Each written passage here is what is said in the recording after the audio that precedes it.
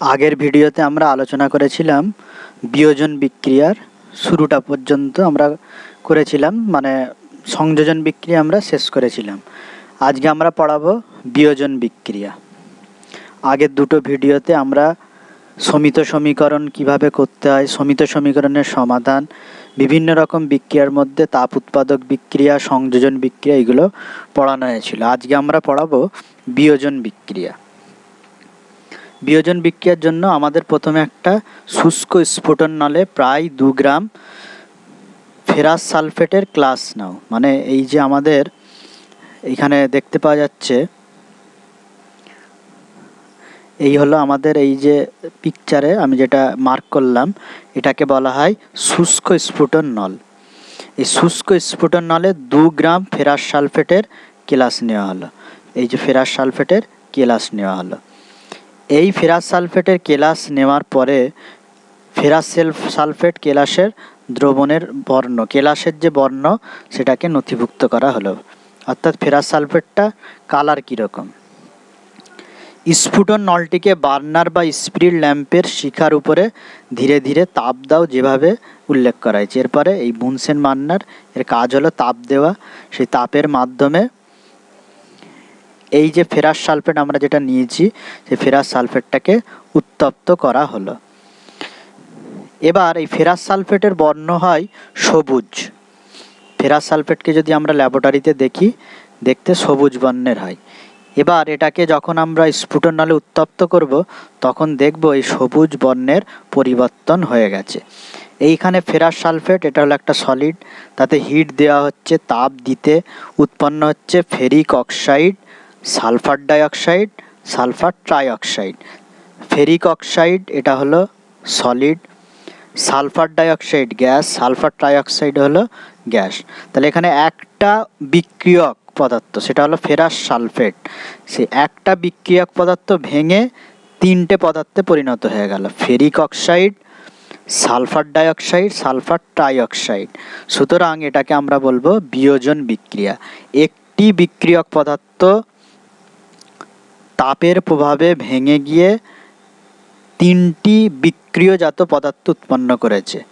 তাহলে আমরা জানি একটি বিক্রিয়ক পদার্থ ভেঙে যদি 2 বা ততোধিক বিক্রিয়জাত পদার্থ উৎপন্ন করে, তাকে আমরা বলবো বিয়োজন বিক্রিয়া। সুতরাং ফেরাস সালফেটের কঠিন কেলাসকে আমরা যদি উত্তপ্ত করি, সেই বিক্রিয়াটা হবে একটা বিয়োজন বিক্রিয়া। এরপরে আমরা দেখব বিয়োজন বিক্রিয়ার আরও বিভিন্ন রকম উদাহরণ কি আছে। এখানে লেখা আছে, একটি বিক্রিয়ক পদার্থ ভেঙে সরল কয়েকটি বিক্রিয়জাত পদার্থ উৎপন্ন করেছে, এটি বিয়োজন বিক্রিয়া। এইমাত্র আমি বলে দিলাম। উত্তপ্ত করার ফলে ফেরাস সালফেট 7H2O। এই যে 7H2O, অর্থাৎ ফেরাস সালফেটের একটা ফেরাস সালফেট যদি আমরা নিই, তার মধ্যে 7টা জল থাকে। 1, 2, 3, 4, 5, 6, 7টা, মানে একটা ফেরাস সালফেটকে 7টা জলের অণু ঘিরে থাকে। এটা হলো H2O। এই H2O 7 রকম, এই যে বিভিন্ন জায়গায় 7টা করে H2O থাকে। এই H2O এর জন্যই এই ফেরাস সালফেটের কেলাসটাকে সবুজ বর্ণের দেখতে লাগে। এবার উত্তপ্ত করলে কী হবে, এই জলটা বেরিয়ে চলে যাবে। এই জলটা যখনই বেরিয়ে চলে যাবে, তখনই এর বর্ণের পরিবর্তন ঘটে যাবে। এগুলো আমরা অ্যাসিড ক্ষার বিক্রিয়াতে আরও ডিটেলসে এগুলো আমরা পড়ব। এবার আমি যেটা আগে বললাম সেগুলোই এখানে লেখা আছে, যে সালফার ডাইঅক্সাইড উৎপন্ন হচ্ছে, সালফার ট্রাইঅক্সাইড উৎপন্ন হচ্ছে, এবং ফেরিক অক্সাইড হচ্ছে কঠিন পদার্থ, আর বাকি দুটো হলো গ্যাসীয় পদার্থ। এরপর হলো ক্যালসিয়াম কার্বনেট। এটা আগের দিন আমরা ক্লাসে বুঝিয়েছিলাম। ক্যালসিয়াম কার্বনেট হলো চুনাপাথর। ক্যালসিয়াম কার্বনেটকে তাপ দিলে উৎপন্ন হয় পোড়া চুন আর কার্বন ডাইঅক্সাইড, CaO, পোড়া চুন। ক্যালসিয়াম অক্সাইড আর CaOH, সেটাকে বলা হয় কলি চুন। এটা পরীক্ষার সময় প্রচুর পড়ে। তাহলে এখানে চুনাপাথর একটা বিক্রিয়ক পদার্থ, সেখান থেকে 2টো বিক্রিয়জাত পদার্থ উৎপন্ন হলো। একটা হলো ক্যালসিয়াম অক্সাইড আর একটা হলো কার্বন ডাইঅক্সাইড। যেহেতু 2টো বিক্রিয়জাত পদার্থ উৎপন্ন হয়েছে, তাহলে এটাকে আমরা বলবো বিয়োজন বিক্রিয়া। তাহলে আমরা এখান 2টো উদাহরণ পেলাম। একটা হলো ফেরাস সালফেট এই যে ফেরাস সালফেট, 7H2O, এর কালার হলো গ্রিন বা সবুজ। এটাকে আমরা যখন হিট দেব তখন জলটা তো বেরিয়ে যাবেই, সঙ্গে উৎপন্ন হবে ferric oxide Fe2O3 plus SO2 plus SO3। এটা হলো একটা বিক্রিয়া। আর একটা বিক্রিয়া হলো calcium carbonate CaCO3, calcium carbonate. একে যদি আমরা হিট দিই তাহলে উৎপন্ন হবে ক্যালসিয়াম অক্সাইড প্লাস CO2। এই ক্যালসিয়াম অক্সাইড, এটাকে বলা হয় পোড়া চুন। আর এটা হলো ক্যালসিয়াম কার্বনেট। তাহলে এখানে হিট দেওয়ার ফলে এগুলো উৎপন্ন হচ্ছে। এটাকে তাহলে আমরা, হিট এখানে উৎপন্ন হচ্ছে না, কিন্তু এখানে প্লাস হিট দিলে তবে আমার এই তিনটে পদার্থ উৎপন্ন হচ্ছে। তাহলে এই প্লাস হিটটা আমরা যদি এদিকে নিয়ে যাই তাহলে কী হয়ে যাবে? মাইনাস। সুতরাং এই বিক্রিয়াগুলো হলো সব তাপমোচী বিক্রিয়া নয়, এটা হলো তাপগ্রাহী বিক্রিয়া। তাহলে এই দুটো বিক্রিয়া আমরা যেটা পড়লাম, এই দুটো বিক্রিয়াকে আমরা বলবো তাপগ্রাহী বিক্রিয়া, যেহেতু এখানে তাপ শোষিত হচ্ছে, তাপ শোষণ করে তবে ভাঙছে। আর এখানে যদি বিক্রিয়ক পদার্থ ভেঙে যাওয়ার ফলে তাপ উৎপন্ন হতো তাহলে হতো সেটা তাপ উৎপাদক বিক্রিয়া। এখানে যেহেতু তাপ উৎপন্ন হচ্ছে না বরং তাপ শোষিত হচ্ছে, সেজন্য এটাকে আমরা বলবো তাপ শোষী বিক্রিয়া, তাপগ্রাহী বিক্রিয়া নয়। এগুলো অনেকেই ভুল করে, এখানে হিটের চিহ্ন দেখে তাপ উৎপাদক বিক্রিয়া লিখে দেয়, কিন্তু না, এই হিট দেওয়ার ফলে এটা ভেঙে গেল। তাহলে এদিকে প্লাস হিট আছে, তাহলে প্লাস হিটটাকে যদি আমরা সমীকরণে এদিকে নিয়ে যাই কী হয়ে যাবে? মাইনাস। তাহলে মাইনাস হলেই হলো তাপ শোষী বিক্রিয়া। এরপরে আমরা দেখব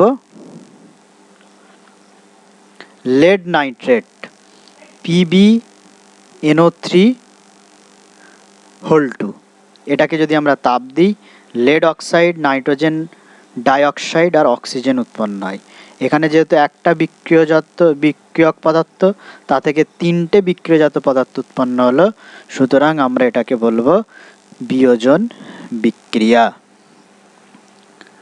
এরপরে একটা পদ্ম আছে আমাদের, জলের তড়িৎ বিশ্লেষণ করে দেখানো হয়েছে এখানে।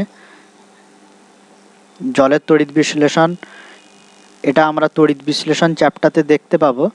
যাক, এখানে আমরা যেহেতু আছে একটু আলোচনা করে নিই। একটি প্লাস্টিক মগ নেওয়া হলো, মগের মধ্যে দুটো ছিদ্র করা হলো, ছিদ্র করে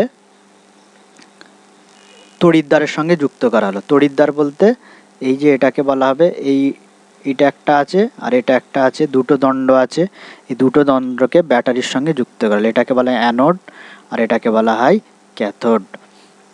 অ্যানোডের চিহ্ন কি হয়? অ্যানোডটা কী ধর্মী হয়? ক্যাটায়নটা হয় পজিটিভ, তাহলে ক্যাথোডটা হবে নেগেটিভ। আর অ্যানোডটা অ্যানায়ন মানে হলো নেগেটিভ, তাহলে অ্যানোডটা হবে পজিটিভ। একটা ফর্মুলা আছে, সেটা হলো anion go to anode and cation go to cathode. এবার ক্যাটায়ন মানে কোনো কিছু মৌলের বা আয়নের মাঝে ওপরে যদি প্লাস থাকে সেটাকে বলে cation. Cation always go to cathode, তাহলে ক্যাথোডটা হলো প্লাস, তাহলে নিশ্চয়ই নেগেটিভের দিকে যাবে, অর্থাৎ ক্যাথোডের চিহ্ন হলো নেগেটিভ আর অ্যানোডের চিহ্ন হলো পজিটিভ। এবার যাই হোক, তড়িৎদ্বারগুলোকে 6 ভোল্ট ব্যাটারির সঙ্গে যুক্ত করলে এটা হলো ব্যাটারি।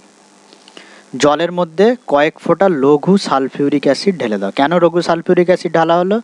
কারণ বিশুদ্ধ জল তড়িৎ পরিবহন করতে পারে না, কিন্তু বিশুদ্ধ জলের মধ্যে যখনই আমরা সালফিউরিক অ্যাসিড ঢেলে দেবো, সালফিউরিক অ্যাসিড, এটা আমরা একটু দেখাই, H2SO4, সালফিউরিক অ্যাসিড হলো H2SO4।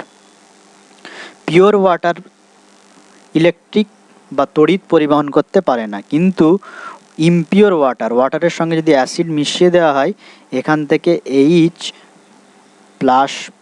দুটো H+ আর SO4 দুটো মাইনাস উৎপন্ন হয়। এই যে H দুটো প্লাস উৎপন্ন হলো এবং SO4 দুটো মাইনাস উৎপন্ন হয়ে গেল, এই আয়নগুলো কি করবে? জলের মধ্যে তড়িৎ পরিবহন করতে সাহায্য করবে।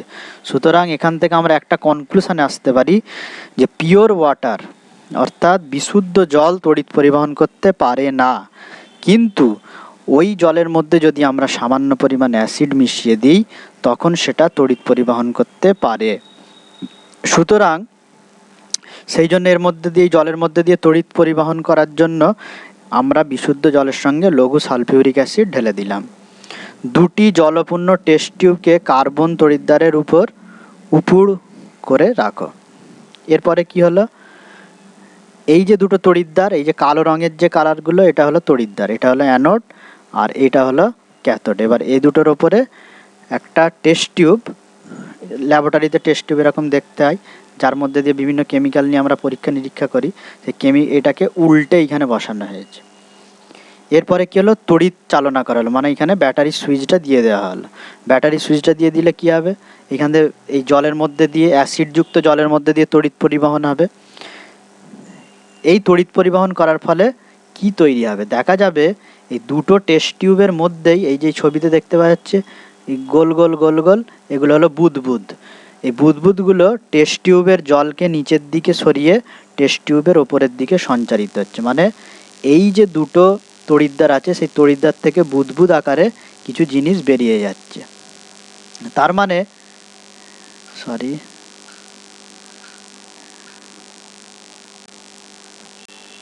বুদবুদ আকারে বেরিয়ে যাচ্ছে। এই বেরিয়ে যাওয়ার পিছনে কারণ কি, বেরিয়ে যাওয়ার পিছনে কারণ হলো নিশ্চয়ই ওই জায়গায় গ্যাস উৎপন্ন হচ্ছে। গ্যাস যদি উৎপন্ন না হতো এখানে, এক মিনিট,